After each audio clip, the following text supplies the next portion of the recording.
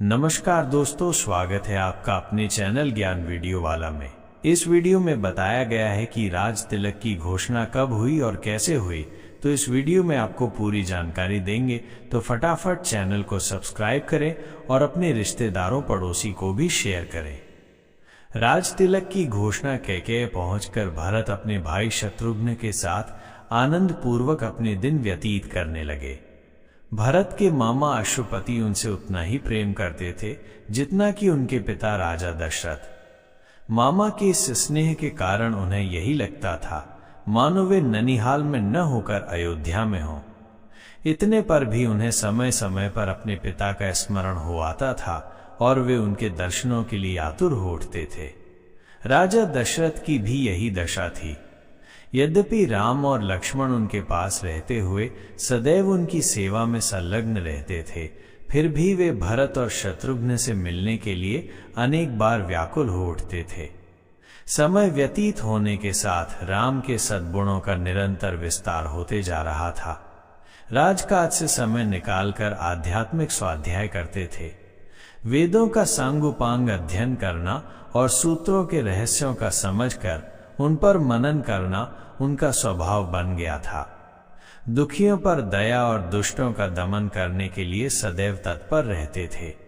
वे जितने दयालु थे उससे भी कई गुना कठोर वे दुष्टों को दंड देने में थे। वे न केवल मंत्रियों की नीतियुक्त बातें ही सुनते थे, बल्कि अपनी ओर से भी उन्हें तर्क सम्मत अकाट्य युक्तियां प्रस्तुत करके परामर्श भी दिया करते थे। अनेक युद्धों में उन्होंने सेनापति का दायित्व संभालकर दुर्धर्ष शत्रुओं को अपने पराक्रम से परास्त किया था। जिस स्थान में भी वे भ्रमण और देशाटन के लिए गए, वहां के प्रचलित रीति रिवाजों, सांस्कृतिक धारणाओं का अध्ययन किया, उन्हें समझा और उनको यथोचित सम्मान दिया। उनके क्रियाकलापों ऐसे थे कि लोगों को विश्वास हो गया कि रामचंद्र क्षमा में पृथ्वी के समान, बुद्धि विवेक में बृहस्पति के समान और शक्ति में साक्षात देवताओं के अधिपति इंद्र के समान है। न केवल प्रजा वरन स्वयं राजा दशरथ के मस्तिष्क में ये बात स्थापित हो गई थी कि जब भी राम अयोध्या के सिंहासन को सुशोभित करेंगे, उनका राज्य अपूर्व सुखदायक होगा और वे अपने समय के सर्वाधिक योग्य एवं आदर्श नरेश सिद्ध होंगे। राजा दशरथ अब शीघ्रातिशीघ्र राम का राज्याभिषेक कर देना चाहते थे। उन्होंने मंत्रियों को बुलाकर कहा, हे मंत्रीगण, अब मैं वृद्ध हो चला हूं और रामचंद्र राज सिंहासन पर बैठने के योग्य हो गए हैं। मेरी प्रबल इच्छा है कि शीघ्रातिशीघ्र राम का अभिषेक कर दूं। अपने इस विचार पर आप लोगों की सम्मति लेने के लिए ही मैंने आप लोगों को यहाँ पर बुलाया है। कृपया आप सभी अपनी सम्मति दीजिए। राजा दशरथ के इस प्रस्ताव को सभी मंत्रियों ने प्रसन्नता पूर्वक स्वीकार किया। शीघ्र ही राज्य भर में राज तिलक की तिथि की घोषणा कर दी गई और देश देशांतर के राजाओं को इस शुभ उत्सव में सम्मिलित होने के लिए निमंत्रण पत्र भिजवा दिए गए।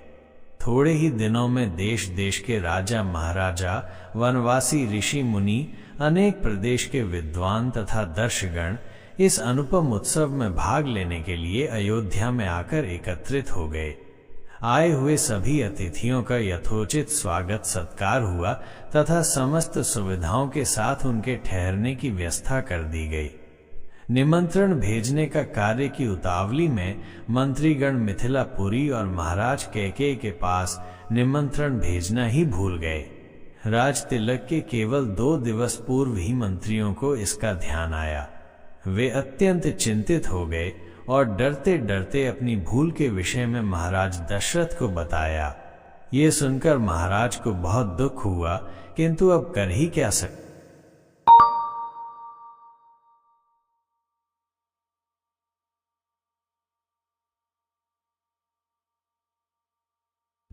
थे। सभी अतिथि आ चुके थे, इसलिए राज तिलक की तिथि को टाला भी नहीं जा सकता था। अतएव वे बोले, अब जो हुआ सो हुआ, परंतु बात बड़ी अनुचित हुई है। अस्तु वे लोग घर के ही आदमी हैं, उन्हें बाद में सारी स्थिति समझाकर मना लिया जाएगा। तो पार्ट 2 देखने के लिए हमारे चैनल को सब्सक्राइब करें। Thank for watching.